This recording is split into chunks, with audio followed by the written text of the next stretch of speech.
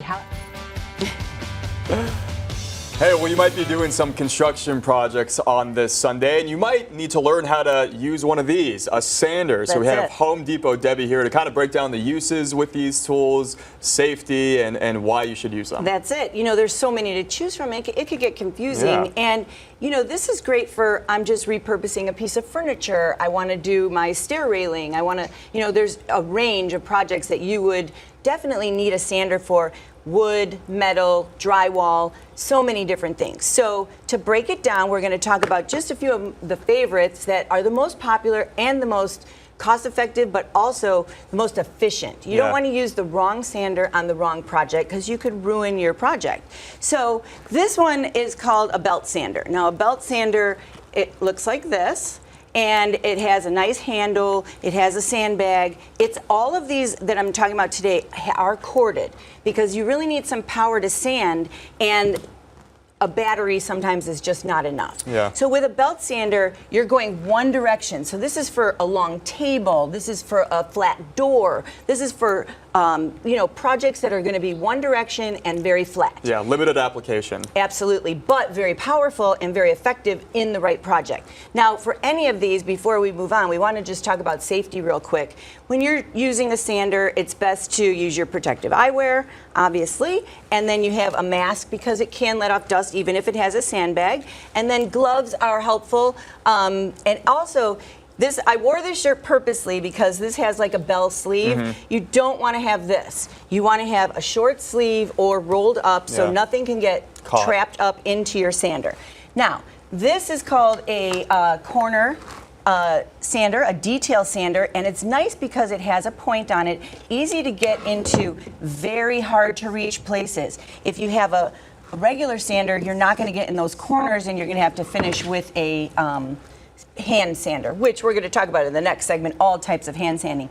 This is also a hard to reach place sander. It has a nice point on the end also, but it's a little bit larger. And this is called the corner cat. So anytime you're needing for big corners, that's the sander to use. But this one will get into any corner you need. Now, the most popular sander and the most versatile sander is called the random orbital sander. Now that is a round sander, and it also has every grit you could possibly need in sandpaper. Now when your sandpaper gets like this, you just tear it off and you're going to put a fresh one on. And in the next segment we're going to go about what grit to use on what project. But for now, just to show you what this is. Now, I'm going to show you on wood and just a couple tricks. You always want to use a clamp so you can clamp down or secure the project that you're doing. So to do that, we're just going to clamp this on the side. Now there's two different kinds of clamps. This one is great, and then you have your wind one.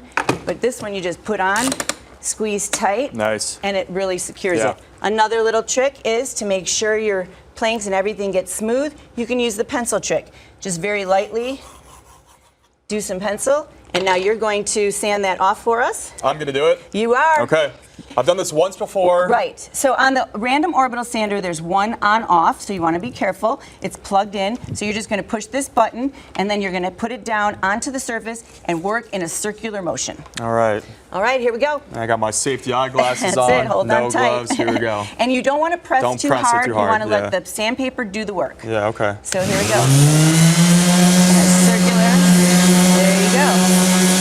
Beautiful. And you can see the pencil marks are going away. So a little more maybe. So a little more maybe, but as you smooth it out and get even, if you push too hard, you're going to get grooves and you're going to get streaks, and so you want to let the sandpaper do the work. This is just another example of if you have a lot of thin wood to do, put it all together and do it all at once, and then you really have a nice thing done quickly. So I'm going to have all this information on my Home Depot Debbie Facebook page and Instagram, and you can find me at the Arrowhead Ranch Home Depot. Also, in the next segment, hand sanding, all different types.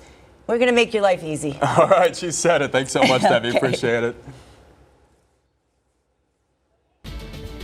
Okay, we're back here with Home Depot Debbie. We don't have a lot of time, but we have a lot to go over. You brought some grits in here. Yes. Some different techniques for sandpapering. So you want to know what sandpaper to use on which project. It kind of breaks down very simply. So you have super coarse sandpaper, 60 grit, 80 grit. That's for removing paint, removing rust, hardcore sanding when you want to remove stuff.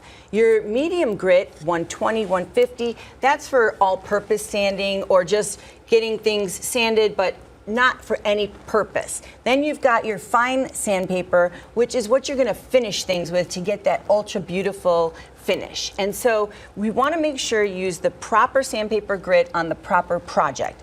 Then there's things like liquid sandpaper. Now it doesn't sand like a regular sandpaper, it's more of a deglosser. So if you're painting your kitchen cabinets, you can see here, I use the deglosser on this side. It breaks the finish to make sure that your primer and your paint will adhere.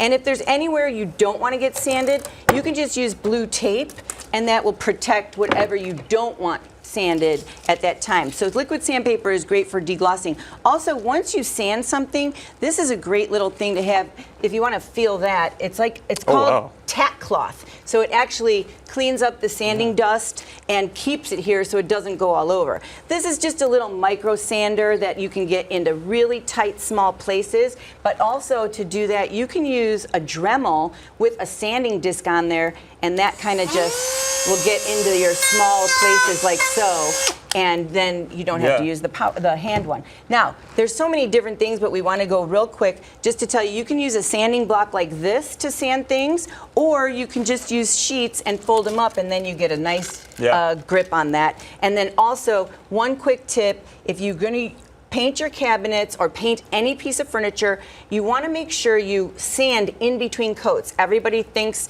I'm not going to sand off what I just painted, but it's super important to use an ultra fine sandpaper on this project in between your coats, and then you get a nice hard shell. It will last for a long time and it will look gorgeous. So I'm going to have everything on my Home Depot Debbie Facebook page and Instagram, and you can find me at the Arrowhead Ranch Home Depot. Happy sanding. There's so much, so if you have any other questions, you could find me and ask me. Thanks so much, Debbie. And Kylie, I'm so happy every time that you come in because I'm constantly improving. So thanks so much. Excellent. Thank you. And Debbie's great. She always answers texts and calls if you have a question. We'll see you back here at 9. Stay with us, everybody.